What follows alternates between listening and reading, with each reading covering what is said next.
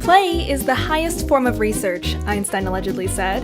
Today, play also happens in video games, and teachers use them in class or for homework.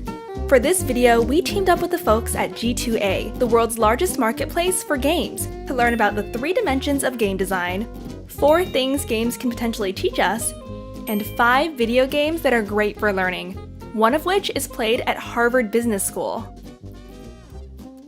First, the 3 dimensions of video game design. Games typically range from simple to complex. They can be played in a single or multiplayer mode, and can be played collaboratively or competitively. We can divide games along the spectrum of simple to complex, and non-social to social. Simple single-player games include puzzles and jump-and-run games like Super Mario. Complex non-social games include the shooters like Far Cry or simulations like SimCity. Then there are simple multiplayer games like Guitar Hero or Need for Speed, and games that are complex and social such as Halo, Minecraft, or Among Us.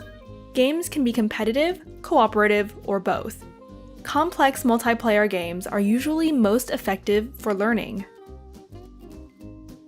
Now, on to the 4 things games can teach us. Video games can increase our cognitive abilities, boost our motivation, make us aware of our emotions, and strengthen our social skills. Games can increase cognition by strengthening particular areas of our brain. One meta-analysis showed that video games effectively teach mental rotation abilities and that such learning can be transferred to the real world. Logic and mathematical thinking can also be effectively learned through specific video games. Shooter games, for example, often train our understanding of relations among objects in space better than regular high school programs. Games can boost our motivation and warm us up for learning. Feedback loops that adjust to one's abilities keep players within what Vygotsky called the zone of proximal development. And as we learn that we advance through the process of trying, failing, and doing, we can develop a growth mindset. Some of the confidence we gain through games can be transferred to other aspects of life. There are emotional benefits, and some studies report a causal relationship between playing video games and improved mood. This makes sense, being that according to uses and gratification theory, most of us seek diverse forms of media to manage our mental state. Putting the books aside for a short game break can therefore enhance our emotional state.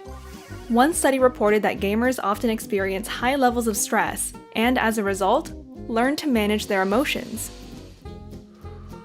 There can be social benefits as we form new relationships. In some games, we need to learn who to trust, how to communicate, and when to take the lead. Video games that are designed to reward cooperation promote pro-social skills particularly well. One longitudinal study found that children who played more pro-social games at the beginning of the school year were more likely to exhibit helpful behaviors later on in the year. Finally, let's look at 5 games that deliver powerful learning experiences. Remission is a video game that teaches sick children how to deal with cancer. In the game, the children control a nanobot that shoots cancer cells and manages the side effects of the treatment. A randomized control trial showed that children who played Remission significantly increased adherence to the treatment protocol and cancer-related knowledge. The game has since helped hundreds of thousands of young patients.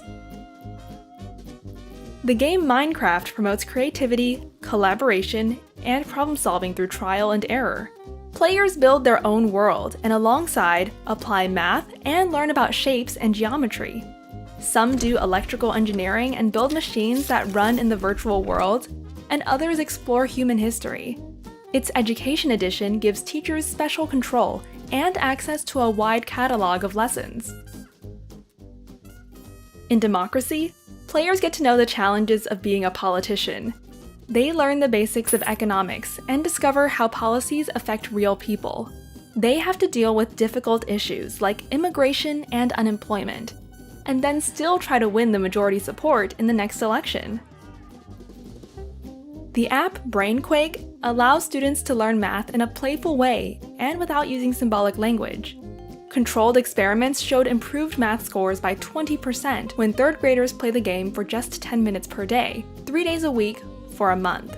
The game was developed with the help of the popular math teacher Keith Devlin. Its Education Edition allows teachers to monitor students' progress and creativity.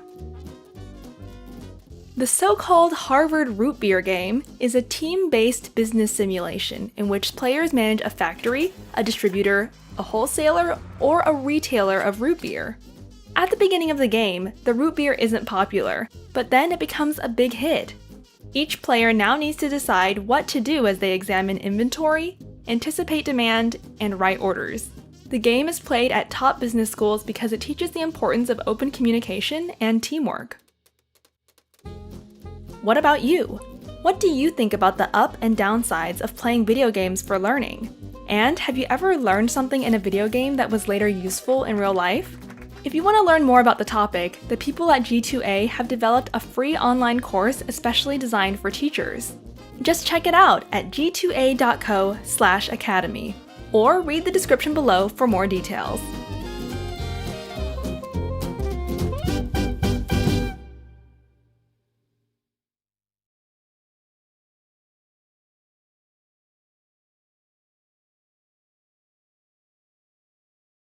Sprouts videos are published under the Creative Commons license.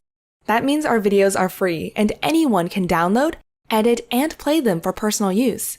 And public schools, governments, and nonprofit organizations can also use them for training, online courses, or designing new curriculums.